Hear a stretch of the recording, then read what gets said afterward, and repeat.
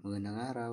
For today's video ay i-flex natin ang transformation ni Tropa. Sa tingin nyo, ano kayang gupit yung babagay sa kanya? Kung tama kayo, tingnan natin.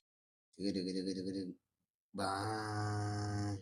Joke lang, magsisimula pa lang tayo guys. Una, gagawa tayo ng guideline. Dapat ginagawa sa inyo yan ng barbero nyo para mas detail at maganda yung gagawing transition. Ang ginagawa pala natin dito guys ay mid-bulky taper fade, which is makapal yung gilid kaya nga bulky eh.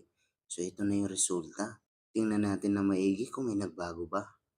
Ano sa tingin nyo? Bagay ba sa kanya yung gupit?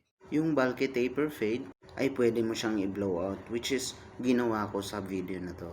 Or pwede mo rin naman siyang i-keep as natural. Depende sa kung anong lakad ang meron ka. Pag casual, pwede mo siyang pormahan ng ganyan, maangas. Pag formal naman, pwede mo siyang i-style ng natural. Hanggang sa muli nating pagkikita, paalam!